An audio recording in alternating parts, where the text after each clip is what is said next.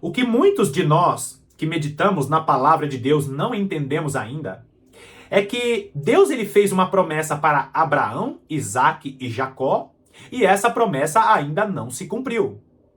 Muitos não perceberam ainda quando Moisés enviou os 12 espias para espiar a terra prometida. E aqueles espias voltam com aquelas frutas bem grandes, naquela terra prometida, a terra que mana leite e mel.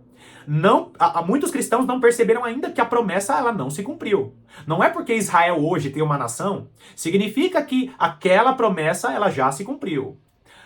A promessa que Deus fez a Abraão, Isaque e Jacó é que todas as famílias da terra seriam benditas no nome de Abraão, de Isaque e de Jacó.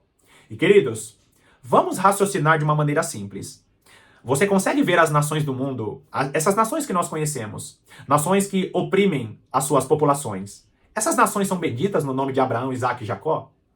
Você percebe que essa é uma promessa para quando o descendente estiver reinando sobre todas as nações da terra, quando esse descendente estiver com seus pés ali no Monte das Oliveiras, quando o descendente estiver reinando, quando o Monte Sião se elevar acima de todos os montes e outeiros. A terra que mana leite e mel está falando a respeito desse planeta Terra quando Jesus Cristo reinar sobre todas as nações do mundo. Quando as nações forem convidadas de ano em ano a celebrar a festa dos tabernáculos, quando Jesus Cristo estiver reinando sobre todas as nações e a igreja do Senhor, o Israel da promessa, estiver com seus corpos glorificados, regendo as nações junto com Cristo. A terra que mana leite e mel é uma promessa que ainda não se cumpriu. Agora presta atenção nisso. Deus tem uma promessa para o Israel da promessa, o Israel espiritual, mas Deus tem uma promessa para o Israel terreno. Existe uma restauração literal da terra de Israel, mesmo porque Jesus, como eu falei, vai estar reinando lá, mas nós precisamos saber que a igreja estará com seus corpos glorificados, usufruindo desta promessa maravilhosa, mas Deus estará restaurando a nação de Israel, a nação literal. Falando sobre a glorificação da igreja, não existe separação entre judeus e gentios. Muitas pessoas confundem isso. Só que Deus estará restaurando porque muitos de Israel estarão ali como nações. Vão existir nações no final da grande tribulação. E muitos, por não entenderem essas promessas maravilhosas que estão espalhadas em todos os profetas, acabam pensando que quando a igreja for arrebatada, acabou todas as coisas, quando na realidade, quando a igreja for glorificada e arrebatada, é aí que começa o reino de paz, alegria e todas as coisas serão restauradas. Hoje nós vamos continuar falando sobre essas promessas maravilhosas, sobre o reino milenar de Jesus Cristo, hoje na visão do profeta Jeremias. Mais uma vez eu sugiro que você entenda, conheça o ensino das duas casas de Israel, que é um ensino base aqui do nosso canal.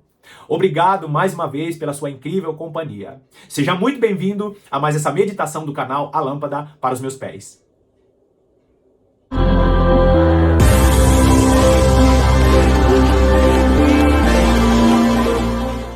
No vídeo de hoje, eu vou dar apenas uma pincelada a respeito do que é o ensino das duas casas de Israel, né? A origem de todas essas promessas maravilhosas que nos ajudam a decifrar várias profecias, tanto dos profetas no Antigo Testamento como do livro de Apocalipse. Se você não entende, não conhece o ensino das duas casas de Israel, você está dormindo para as profecias mais importantes da palavra de Deus e para as profecias mais importantes a respeito do final dos tempos. É claro que para ser salvo eu não preciso conhecer essas profecias, mas para que a sua fé seja edificada e para que você seja uma igreja forte, para que você faça parte de uma igreja forte para o período que nós vamos entrar, você não vai compreender. Você não vai compreender o que vai acontecer, por isso você precisa saber. O alimento sólido que Deus está derramando através dessas profecias é para fortalecer uma igreja que estará passando por um período muito escuro e sombrio. Então, queridos, você que conhece o ensino das duas casas de Israel, provavelmente você já sabe o que eu vou dizer. Provavelmente os seus olhos estão abertos para o que vai acontecer nos próximos anos. Mas, você que não conhece, eu sugiro que você se aprofunde e assista aos vídeos que eu vou deixar aqui, os links na descrição. Tem uma playlist dando detalhes do que significa esse ensino das duas casas de Israel. Agora então, sabendo disso, sabendo que você precisa fazer as conexões desses estudos, desses ensinos, vai lá comigo primeiro em Gênesis capítulo 48. Nós vamos ler primeiro apenas o versículo 5, que diz assim: Agora, pois, os teus 2 filhos, que te nasceram na terra do Egito, antes que eu viesse a ti no Egito, são meus. Efraim e Manassés serão meus, como Ruben e Simeão. Bom, aqui nós estamos vendo o diálogo de Jacó com seu filho José. Você conhece muito bem essa história. José foi governador do Egito, teve ali todos aqueles acontecimentos maravilhosos. Só que no final da vida de Jacó, José, ele leva ali os seus 2 filhos, Efraim e Manassés, para que Jacó abençoasse. Tem ali aquela famosa troca de mãos, e Jacó acaba dando a bênção maior para o filho menor, Efraim. Efraim recebe a bênção maior e Manassés recebe a bênção menor. Pela tradição, nós sabemos que a bênção maior tinha que vir para o primogênito, mas em uma profecia maravilhosa que Deus inspirou Jacó, ele troca as mãos e dá a bênção maior para Efraim. Por que Efraim? Porque de Efraim viria a plenitude dos gentios, a salvação dos gentios e a igreja da promessa. Agora, olha que lindo esse texto. Ele diz assim: Efraim e Manassés serão meus, como Ruben e Simeão. Ele está dizendo: José, os seus filhos, os meus netos, agora é como se eles fossem meus filhos. É como se eles fossem meus filhos, os mais velhos, Ruben e Simeão. É como se espiritualmente Deus estivesse... Deus inspirou Jacó, o Espírito do Senhor inspira Jacó para que espiritualmente fosse colocado Efraim e Manassés na mesma primogenitura, ou na mesma condição da promessa, ou na mesma condição de direitos da promessa, como Ruben e Simeão, que eram os filhos mais velhos de Jacó. Agora, ele ainda diz, olha, José, não são mais seus filhos, são meus. Por quê, querido? Por quê, queridos? Porque Jacó carregava o nome da nação e o nome da promessa do Israel espiritual. Então, quando ele fala para José, seus filhos são meus, ele está dizendo, é desses seus filhos que sairá a promessa da herança que Deus nos fez. A herança, né, de todas as famílias da terra serem benditas no nome de Abraão, Isaque e Jacó. Agora, espiritualmente estava sendo colocado ali Efraim e Manassés, e no texto que eu vou ler adiante você vai entender muito bem isso. Algumas lacunas vão ficar abertas aqui, porque você precisa acompanhar os vídeos que eu citei na descrição, que estão na descrição. Mas continua comigo, Gênesis capítulo 48, vamos ler dos versículos 18 ao 20, que diz assim: Assim abençoou naquele dia, declarando: Por vós Israel abençoará, dizendo, Deus te faça como a Efraim e como a Manassés. E pôs o nome de Efraim adiante do de Manassés. O que isso significa, queridos? Significa que Deus, através de Jacó, espiritualmente, estava colocando Efraim à frente de Manassés. Deus troca, Deus inverte. Ele diz, o primogênito é Efraim. Por quê? Porque se você olhar ao longo da história, a tribo de Efraim é a tribo que sairia ali a plenitude dos gentios.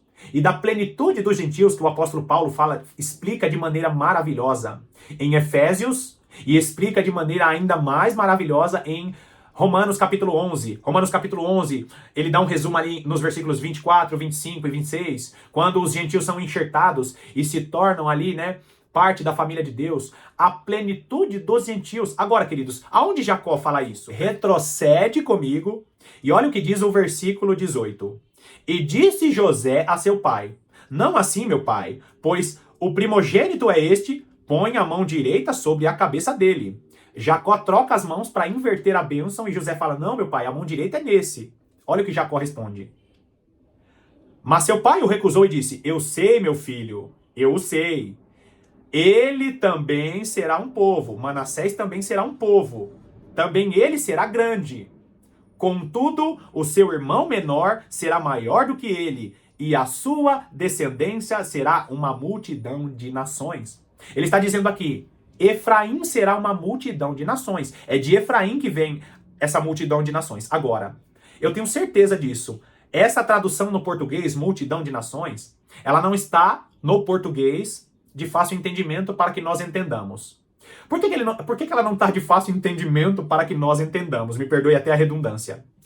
Ela não está de fácil entendimento porque se você olhar no original hebraico, essa junção de palavras multidão de nações no original hebraico é a mesma palavra para falar sobre a totalidade dos não-judeus ou a plenitude dos gentios.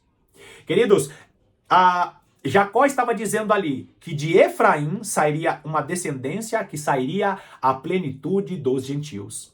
É por isso que você precisa entender o ensino das duas casas de Israel para saber que Jacó está profetizando, dizendo que de Efraim sairia a plenitude dos gentios. Ao longo da história, nós vamos ver que Efraim se torna uma das tribos referência para falar a respeito do reino do norte. Você conhece muito bem a história, Salomão se desvia dos caminhos do Senhor, tem ali a divisão do reino, de um lado fica o reino do norte, cuja capital era Samaria, e Efraim é uma das tribos referência do reino do norte. Do outro lado, a tribo de Judá. Efraim e Judá ficam ali as duas casas de Israel. De Efraim sai o povo samaritano, que também sai ali a plenitude dos gentios. E quando Jesus Cristo morre na cruz do Calvário, ele corta essa separação, não existe mais separação entre judeus e gentios em Cristo Jesus. E a igreja de Jesus Cristo, judeus e gentios, as duas testemunhas, as duas casas de Israel, são estes. Então, queridos, nós precisamos entender que existem promessas maravilhosas, e se você não entender essas promessas maravilhosas, inicialmente profetizada pelo próprio Deus na queda do homem no jardim do Éden, falando sobre o descendente, e esse descendente, ele começa o seu plano maravilhoso nessa profecia feita por Jacó. De Efraim sairia a plenitude dos gentios, e Deus passa a trabalhar com duas tribos especificamente, com Efraim e com a tribo de Judá que segue ali toda a linhagem de Davi, chegando até o Messias. Então, não existe mais separação. Judeus e gentios em Cristo Jesus são as duas testemunhas, fazem parte da igreja de Jesus Cristo. Agora, olha o que diz Jeremias.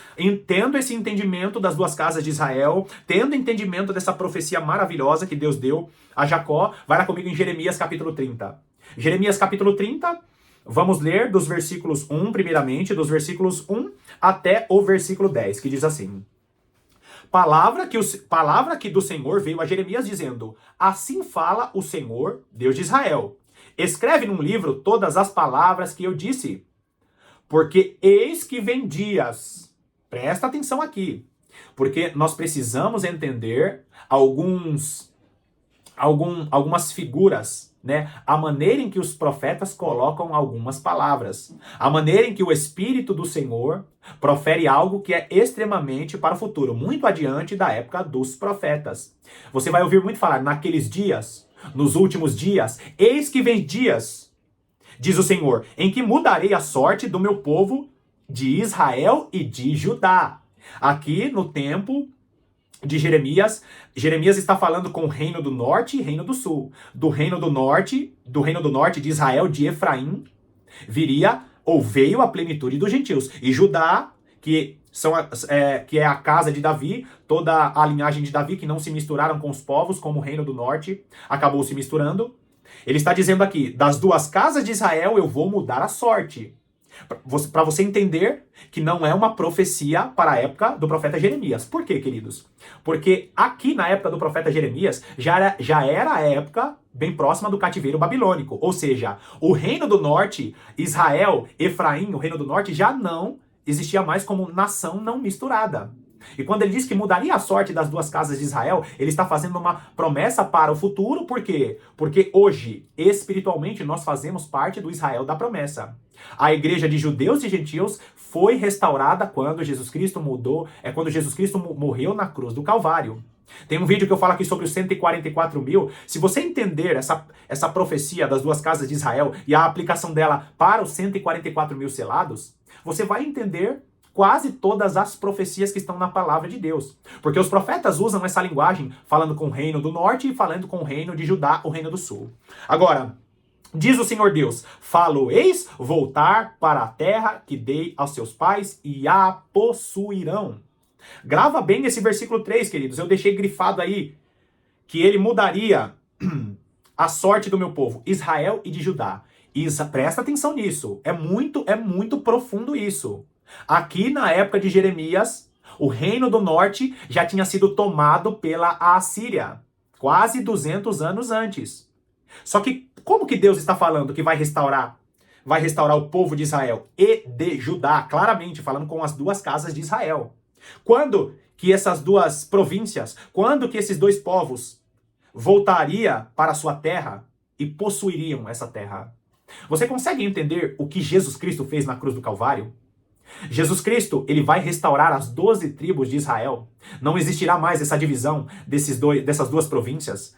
Israel será unificado quando Jesus Cristo voltar, e a promessa que ele deu a Abraão, Isaque e Jacó de todas as famílias da terra serem benditas no nome desses patriarcas.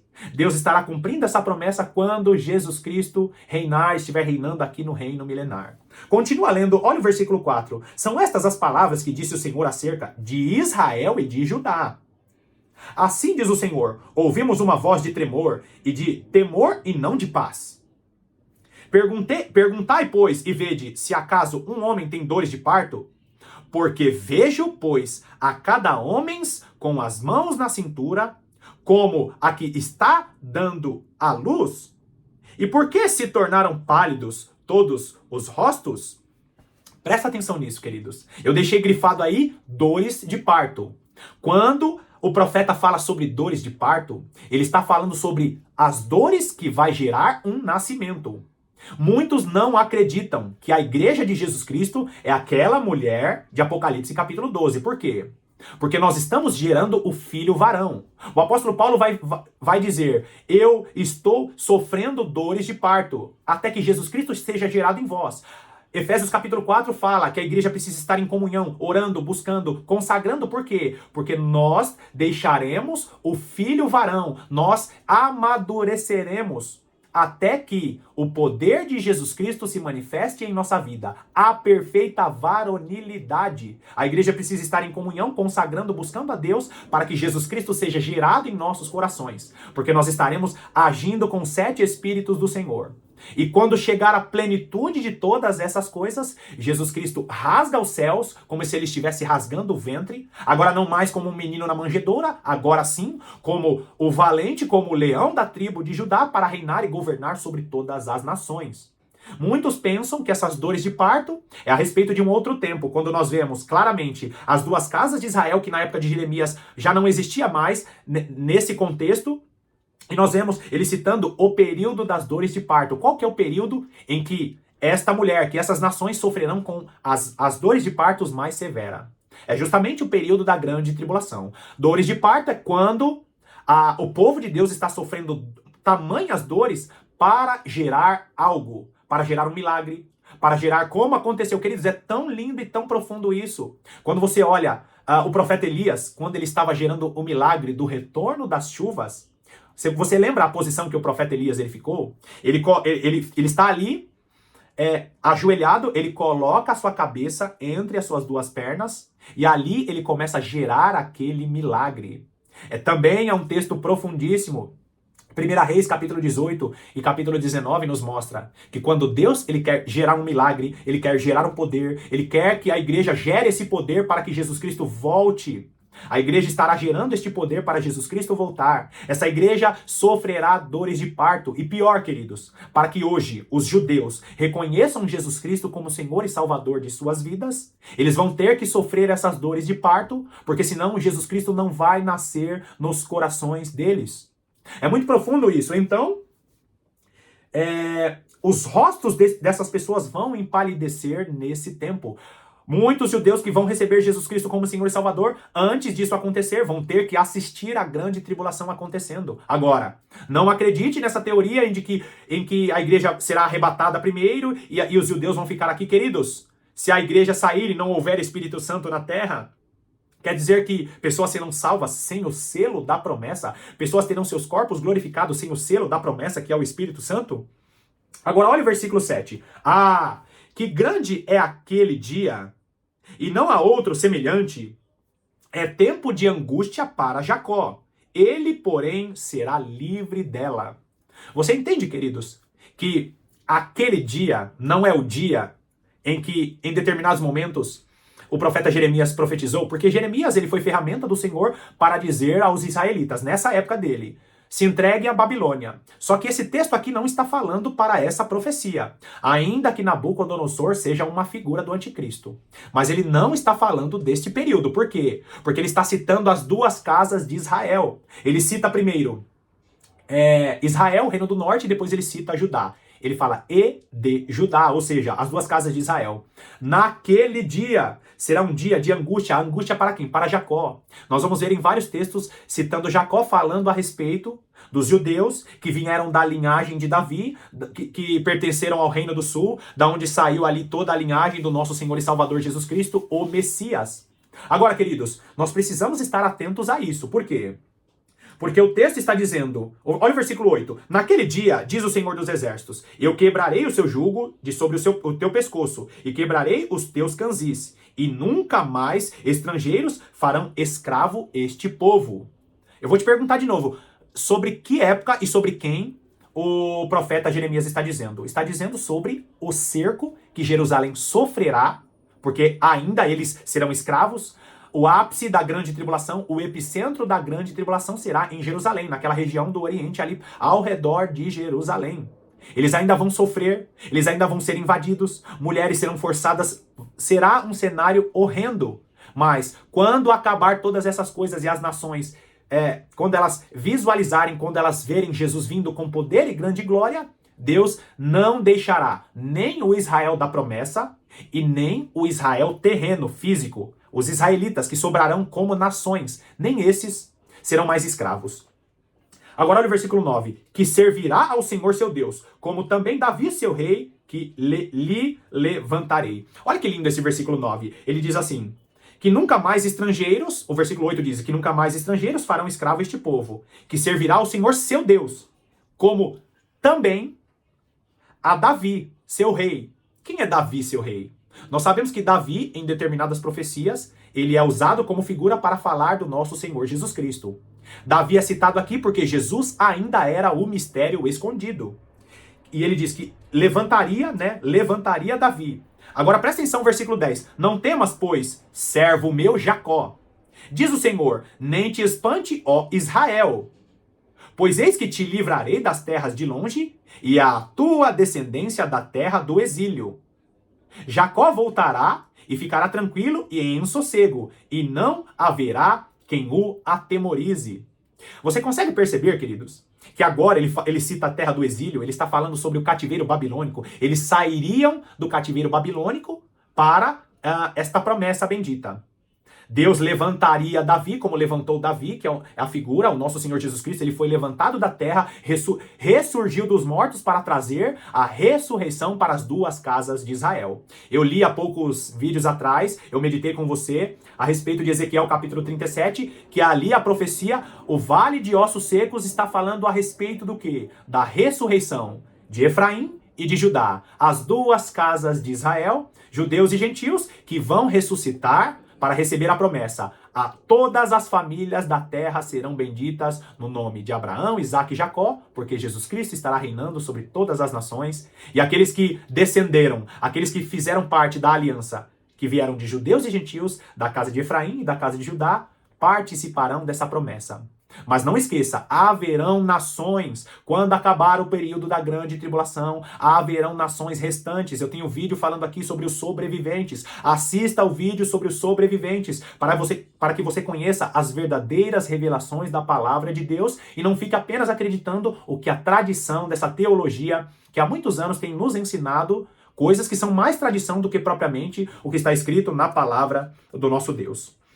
E por fim, queridos, presta atenção, eu vou ler bem rápido aqui, mais 4 versículos, para a gente finalizar essa meditação de hoje. Ainda o capítulo 30 de Jeremias, dos versículos 20 ao 24.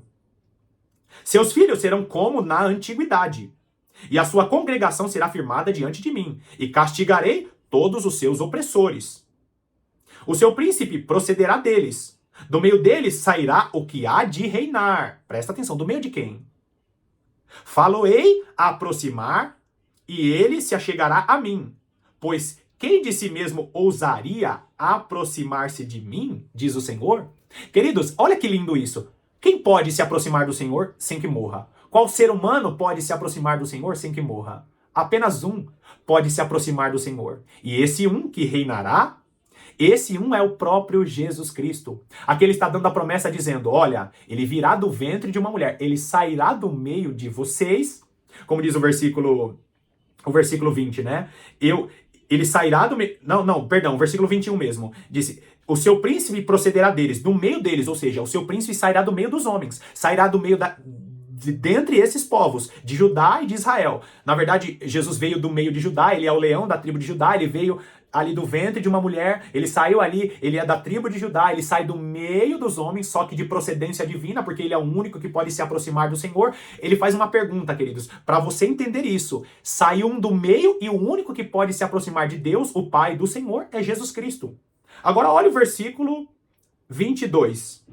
Vós serei o meu povo e eu serei o vosso Deus. Quando que nós seremos o povo dele? Quando que ele será o nosso Deus? De todas as famílias da terra.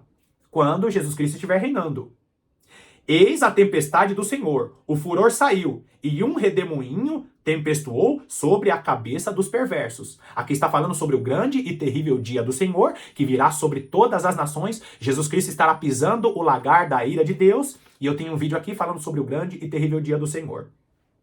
É uma tempestade, essa não é a tempestade que virá sobre o povo de Deus para corrigir a grande tribulação. Essa tempestade é o grande e terrível dia do Senhor. Mas olha o versículo 24. Não voltará atrás o brasume da ira do Senhor, até que tenha executado e cumprido os desígnios do seu coração. Nos últimos dias entendereis isto.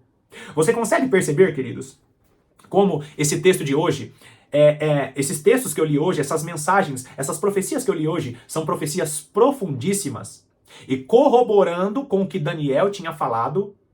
Existem selos que serão abertos e existem profecias que só serão entendidas para os últimos dias, como eu deixei aí. É por isso que nós precisamos ter vida de oração, vida de meditação na palavra de Deus, para que entendamos o que já foi profetizado pelos profetas na antiga aliança e que é para os nossos dias. Deus está trabalhando e Deus está falando com a sua igreja, só que ele usa a linguagem que está na palavra de Deus. Por isso que eu insisto, conheça o ensino das duas casas de Israel e conheça o ensino das 7 festas do Senhor, para que você saiba o que vai acontecer nos próximos anos e qual é a maneira que a igreja deve viver, deve proceder, deve se preparar, porque um período escuro está se aproximando e Deus está preparando uma igreja forte. A palavra de Deus, ela é o jornal do hoje e é o jornal do amanhã. Enquanto muitos estão preocupados com jornais, com notícias, querendo saber quem é o anticristo, vendo vídeos sensacionalistas, você que se interessa pela palavra de Deus sabe. Jesus Cristo virá remir toda essa terra e ele está separando um povo que está diante dele em todos os anos. Bom, mais uma vez nós finalizamos aqui essa meditação maravilhosa e eu quero te agradecer pela sua companhia.